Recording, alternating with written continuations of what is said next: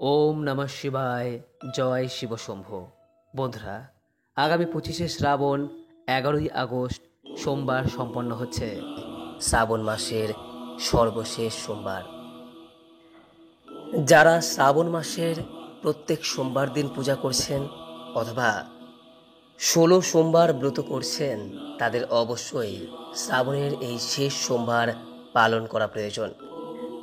শাস্ত্রে এই বিষয়ে বলা হয়েছে, যদি কোনো ব্যক্তি শ্রাবণের কোনো সোমবার পালন করতে নাও পারেন, কেবলমাত্র শেষ সোমবার দিন যদি পালন করতে সক্ষম হন, তাতেও ভগবান শিবের কৃপায় তাঁর নিশ্চিত রূপেই লক্ষ্মী লাভ হয় এবং মনোবাসনা পূরণ হয়। তবে শ্রাবণের এই শেষ সোমবার দিন শিবলিঙ্গে এই একটি জিনিস অবশ্যই অর্পণ করতে হয়। বন্ধুরা, আজ এই ভিডিওর মাধ্যমে আপনাদের সামনে ব্যক্ত করব যে শ্রাবণের শেষ সোমবার দিন কোন জিনিসটি অবশ্যই নিবেদন করতে হয় এবং শ্রাবণের শেষ সোমবারের পূজা বা ব্রতটি কিভাবে করতে হয়। আশা করি দর্শক বন্ধুরা এই ভিডিওটি আপনাকে সমৃদ্ধ করবে। নমস্কার দর্শক বন্ধুরা, অমৃত কথা এই চ্যানেলে জানাই আপনাদের সুস্বাগতম। ভারতীয় দর্শন, শাস্ত্র এবং বিভিন্ন দেবদেবীর পূজা অর্চনা পদ্ধতি এই চ্যানেলের মূল আলোচনার বিষয়বস্তু। বন্ধুরা, শিব পুরাণের রুদ্র সংহিতায় ভগবান শিবের উদ্দেশ্যে শ্রাবণের শেষ সোমবারে বিভিন্ন ধরনের অন্ন এবং শস্য দিয়ে শিব পূজার কথা বলা হয়েছে। শ্রাবণের শেষ সোমবার দিন ভগবান শিবের উদ্দেশ্যে অখণ্ড চাল অর্পণ করলে উপাসকের লক্ষ্মী লাভ হয়।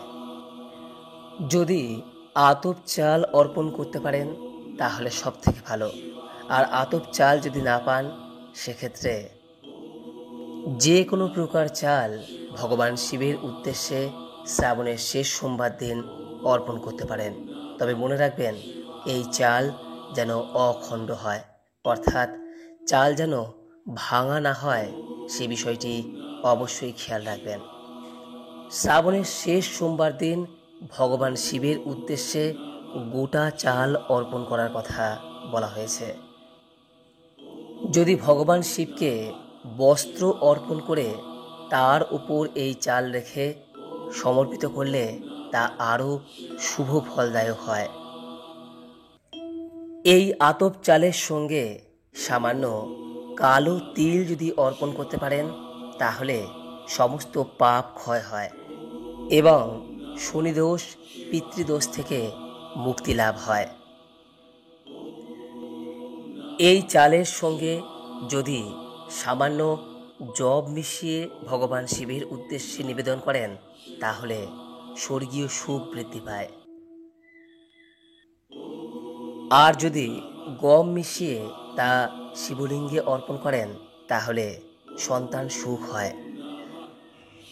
এবং মুগ মিশিয়ে যদি ভগবান শিবের উদ্দেশ্যে এই চাল অর্পণ করেন তাহলে ব্যক্তির সুখ এবং সমৃদ্ধির কখনো কমতি হয় না।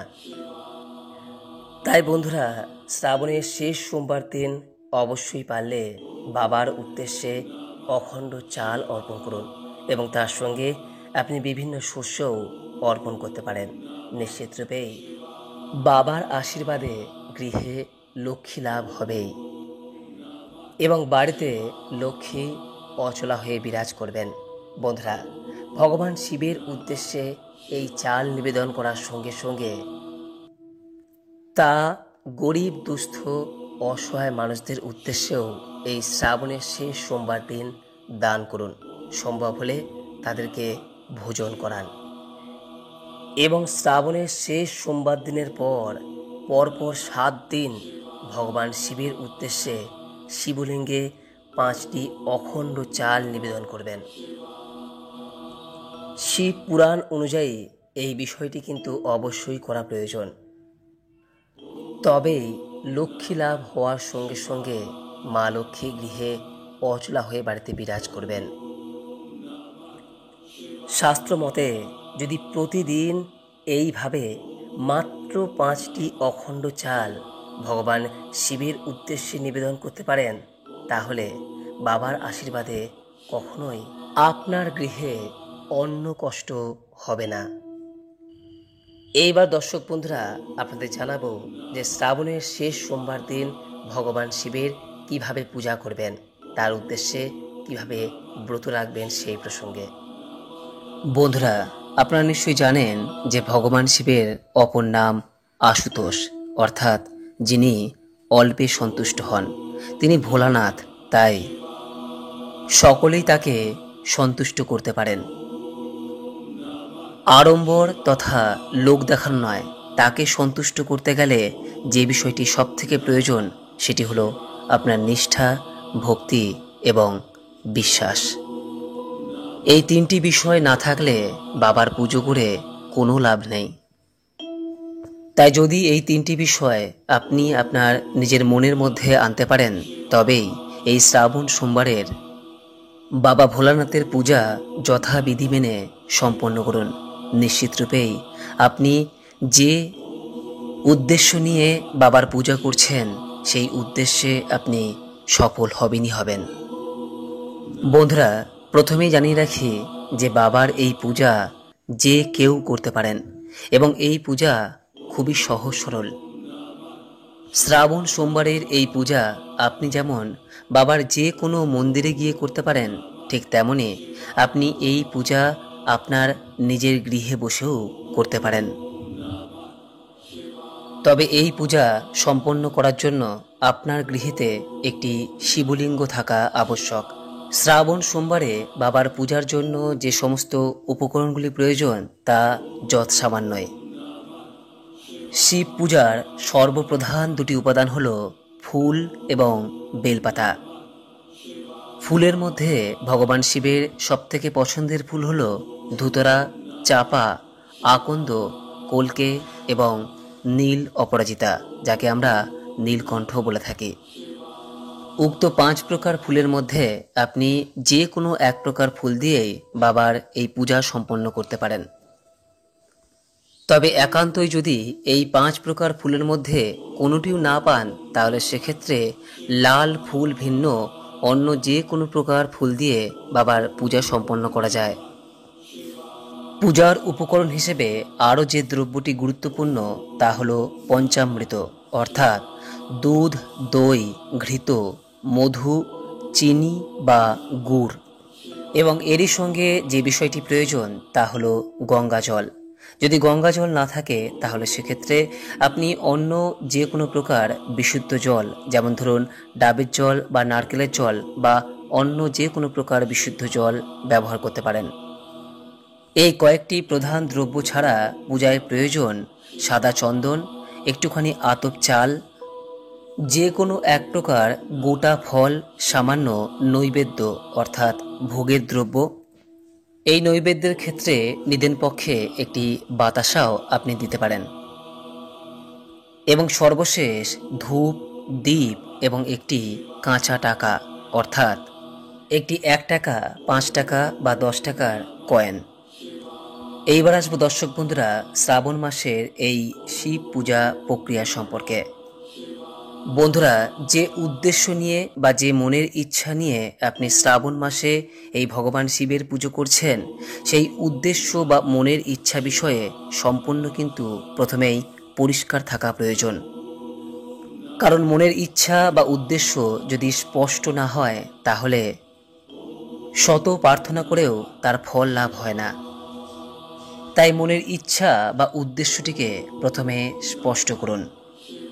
বন্ধুরা, শ্রাবণ সোমবার দিন বাবার এই পূজা আপনি সম্পূর্ণ উপবাস রেখেও করতে পারেন, আবার ফল, দুধ, সাগু ইত্যাদি খেয়েও করতে পারেন।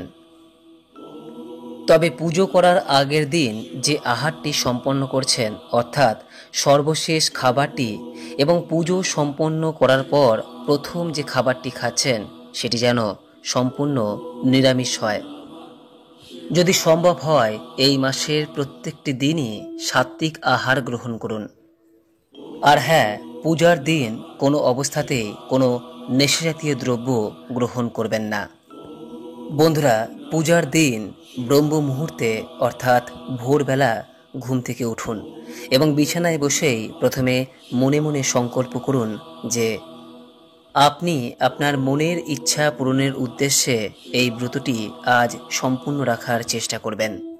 বাবার কাছে প্রার্থনা করুন যেন তিনি আপনাকে সেই শক্তি প্রদান করে। এরপর বন্ধুরা স্নান পর্ব সেরে পুজোর প্রয়োজনীয় উপকরণগুলি সংগ্রহ করে নিন।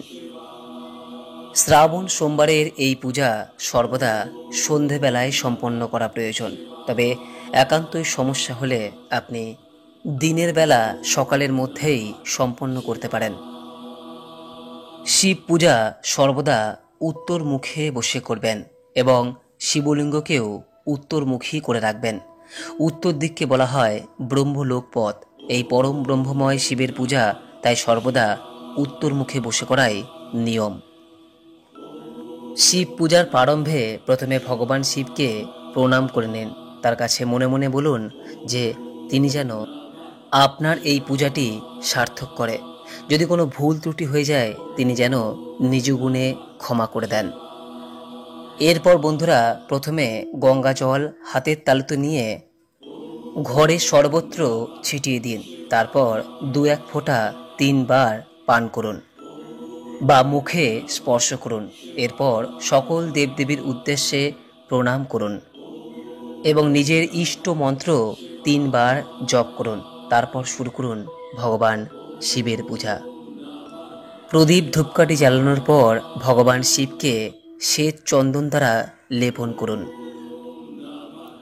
তারপর এক এক করে ফুল, বেলপাতা, নৈবেদ্য সমস্ত কিছুই বাবার উদ্দেশ্যে নিবেদন করুন।